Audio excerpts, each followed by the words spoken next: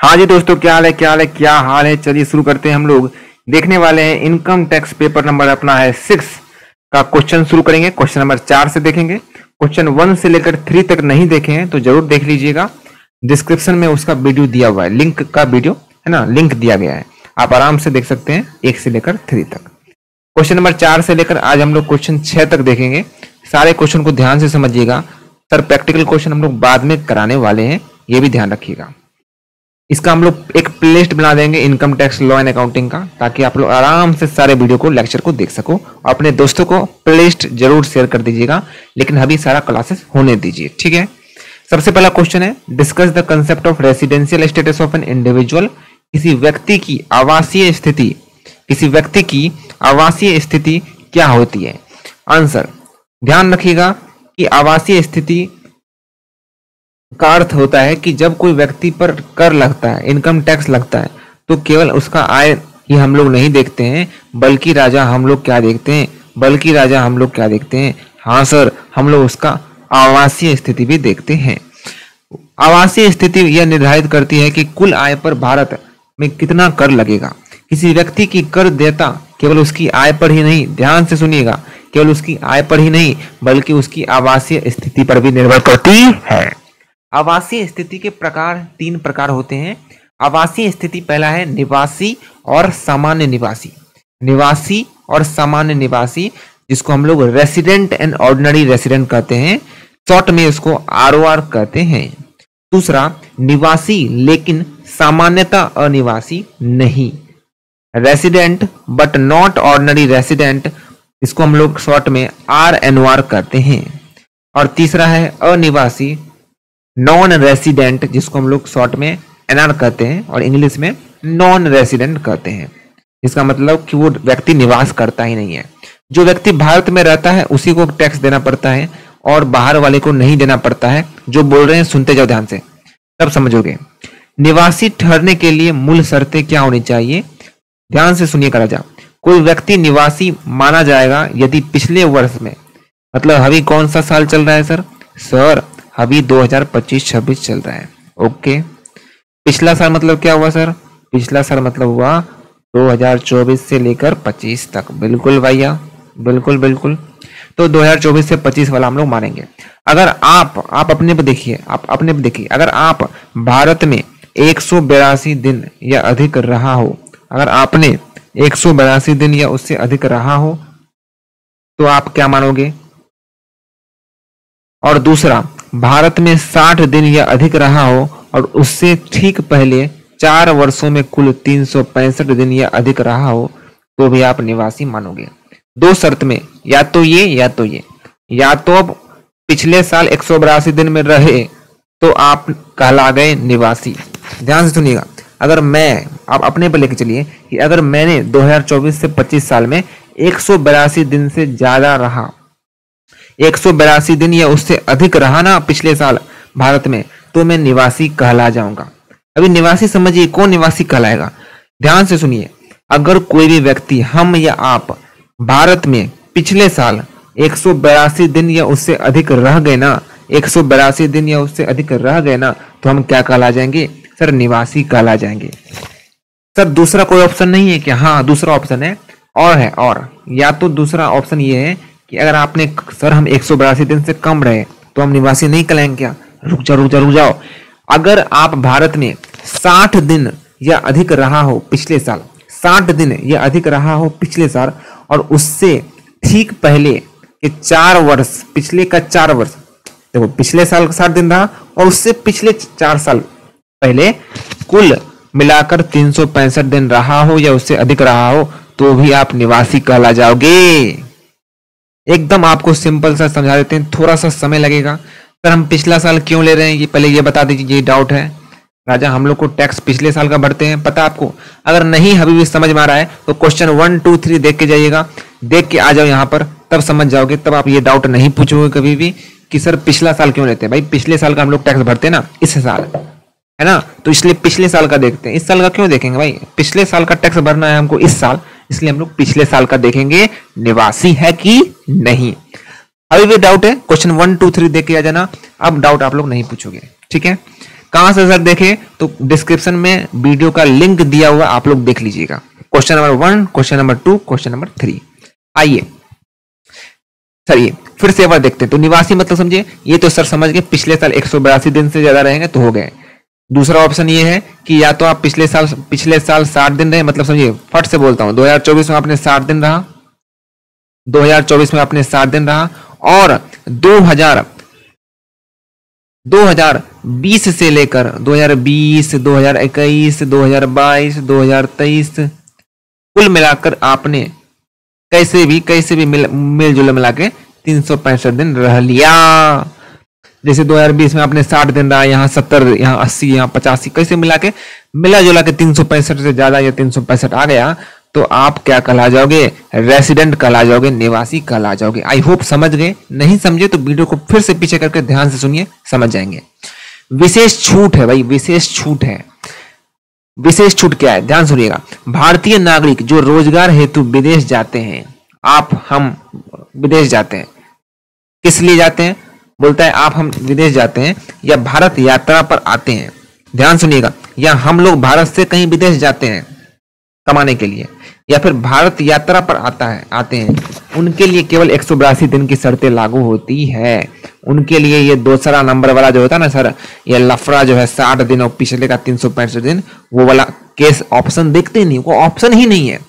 किन लोगों के लिए? 2 लोगों के लिए, जो भारत से विदेश जाते हैं उन लोगों के लिए, और जो भारत में यात्रा करने के लिए आते हैं उन लोगों के लिए हम लोग केवल 182 दिन वाला ही ऑप्शन देखेंगे। ये 60 दिन और पिछले का 365 वाला 4 साल का वो नहीं देखेंगे। तो आई होप दोस्तों समझ गए।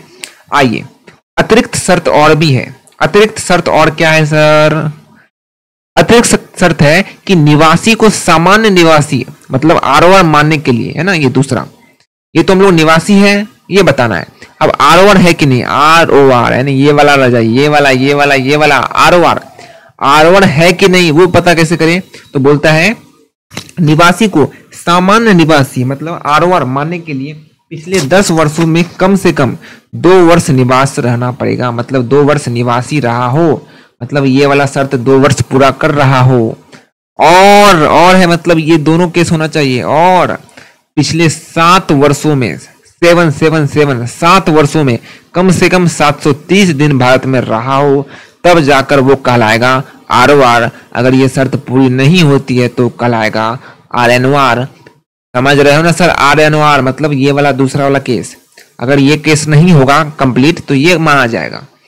सर आरओआर कैसे कहलाएगा?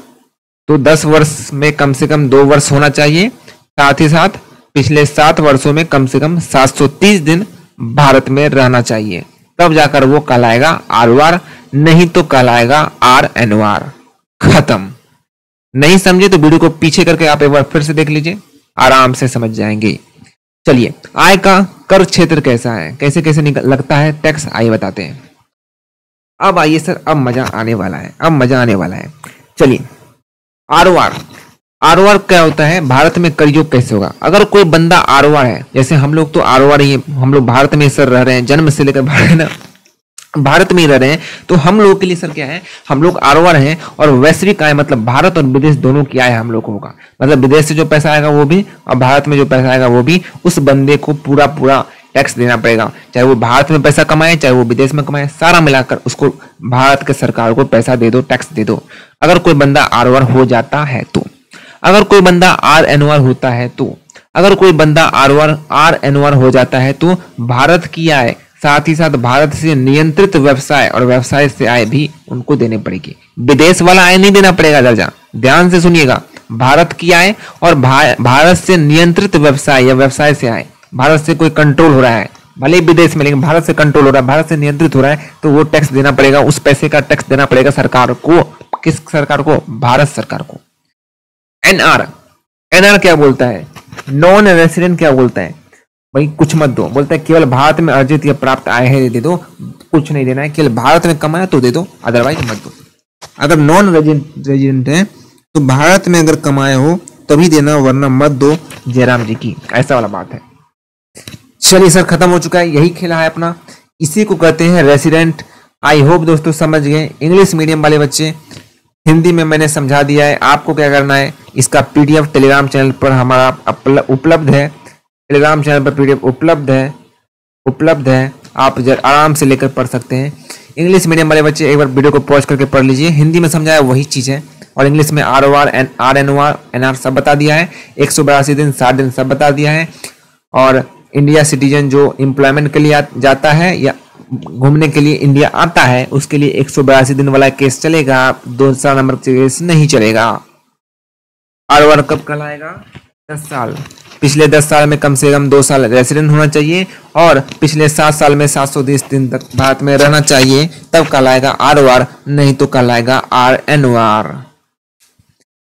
कुल मिलाकर हम लोग देखा जाए तो ROR मतलब ग्लोबल इनकम का पर टैक्स देना पड़ेगा। सारे इनकम जहां से कमाया वहां से उस पर टैक्स दो, चाहे वो एब्रोड हो चाहे वो इनकम इंडिया का हो।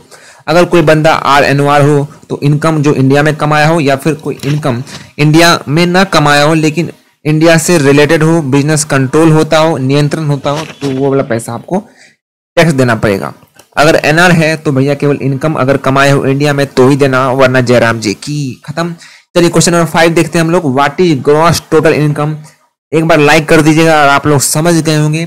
कमेंट कीजिएगा, कहीं डाउट होगा पूछ सकते हैं। ध्यान से पढ़िएगा, कोई इतना डीपली हम आपको बता रहे हैं बेहतरीन तरीके से। What is gross total income? How is it different from total income? सकल कुल आय क्या है और कुल आय में क्या भेद है? ये दोनों अंतर समझ लेंगे ना, यकीन मानिए क्वेश्चन जब आप बनाओगे प्रैक्टिकल क्वेश्चन, आपको दिक्कत ही नहीं आने वाला है कि ग्रॉस टोटल इनकम कहाँ लिखे, टोटल इनकम कहाँ पर लिखे, क्या डिफरेंस है। अगर आप पढ़ लेते हैं, इसको ज्यादा अच्छे से पढ़ लेते हैं तो आपका काम हो जाएगा। सकल कुल आय, और ऐसा एग्जाम में पूछता है थ्योरी। ध्यान रखिएगा, थ्योरी क्वेश्चन आता है एग्जाम में, प्रैक्टिकल भी आता है लेकिन थ्योरी भी आता है। चलिए, सकल कुल आय किसको कहते हैं? आयकर अधिनियम की धारा 14 में वर्णित है, यह 5 मदों से प्राप्त हुआ का कुल योग होता है, जिसमें से अभी कोई भी कटौती घटाई नहीं गई है। बस वही है, सारा इनकम को जोड़ दो लेकिन कटौती घटाई नहीं है, उसको कहते हैं सकल घरेलू लाभ, सकल कुल आय कहते हैं। 5 आय के स्रोत क्या क्या होते हैं? वेतन के आय, गृह संपत्ति के आय, व्यवसाय या फिर पैसों से आय, पूंजीगत लाभ या फिर पूंजीगत आय या फिर अन्य स्रोतों से आय। ये 5 आय होता है। इसको हम लोग scope of head of income कहते हैं। 5 हेड होते हैं। पहला वेतन से आय, गृह संपत्ति से आय, व्यवसाय पैसों से आय, है ना, पूंजीगत लाभ होता है, पूंजीगत आय होता है, और अन्य स्रोतों से आय होता है। सूत्र क्या है? ग्रॉस टोटल इनकम का सूत्र क्या है कि वेतन वाला आय, इनकम का आय, व्यवसाय पैसा, पूंजीगत लाभ, अन्य स्रोत का जो भी आय, सबको जोड़ दो, वही होता है gross total income. Total income क्या होता है? इसमें से हम लोग अगर कोई डिडक्शन घटा देते हैं, मतलब जो कटौती है उसको घटा देते हैं, कटौतियों को जो हम लोग घटा देते हैं, चैप्टर 6A के अंदर है, तब हमारा निकलता है टोटल इनकम। क्या होता है? आयकर अधिनियम के अनुसार है, यह सकल कुल आय में यह अध्याय 6A, चैप्टर 6A के अंतर्गत धारा 80C से लेकर 80U तक आपको कटौती को घटाने के बाद की आय होती है। इसको हम लोग टैक्सेबल इनकम भी कहते हैं, इसको हम लोग टोटल इनकम भी हम लोग कहते हैं। सकल कुल आय और कुल आय में क्या अंतर है? परिभाषा देखते हैं कि 5 मदों से अर्जित कुल आय को हम लोग कहते हैं। यहाँ पर 5 मदों से आया लेकिन कटौती के बाद की आय को हम लोग कहते हैं कुल आय। ये पहले गणना होती है, बाद में ये GTI के बाद गणना होती है। चरण ये है। महत्व क्या है? ये आधार के रूप में ये अंतिम कर योग आय, मतलब उसी पर आपको टैक्स देना होता है। उदाहरण के लिए वेतन 5 लाख, व्यवसाय 2 लाख, पूंजीगत लाभ 1 लाख, आपका GTI 8 लाख रुपया आ गया, मजा ही मजा। और यदि धारा 80C की कटौती लग जाएगी तो 1.5 लाख का कटौती होगा, कुल आय आपका 6,50,000 रुपया आएगा। बात करते हैं ग्रॉस टोटल इनकम, इंग्लिश में लिखा है, आप लोग देख लीजिएगा राजा। ग्रॉस टोटल इनकम है, हेड्स ऑफ 5 इनकम है, income from salary, income from house property, profit, PGBP जिसको बोलते हैं, profit and gain of business and profession, capital gain, income from other sources. Formula आपका यहाँ पर दिया हुआ है, बिल्कुल हिंदी में जो बताया बिल्कुल सेम टू सेम, छापा का छापा इंग्लिश में आपको है, कहीं कोई दिक्कत यहाँ पर नहीं है। फॉर्मूला यहाँ पर दिया हुआ है टोटल इनकम का, ग्रॉस टोटल इनकम में से घटा दो, जो भी आपका आता है चैप्टर 6A के घटाने के बाद, वही हमारा क्या होता है? टोटल इनकम होता है। समझ गए क्या? आई होप दोस्तों आप लोग समझ नहीं है। की डिफरेंसेस भी दिया हुआ है, इंग्लिश मीडियम वाले पीडीएफ से आप लोग देख लीजिएगा और वीडियो को पॉज करके भी पढ़ सकते हैं, हिंदी में हमने समझा दिया है। लास्ट क्वेश्चन देख लेते हैं, लास्ट क्वेश्चन देखते हैं। समय लगता है नहीं होने वाला है, बहुत समय हो गया। थैंक यू सो मच, इतना रखते हैं, अगले क्लास में हम लोग देख लेंगे question number 6। Thank you so much, like कर दीजिएगा, सब्सक्राइब कीजिएगा। Thank you so much.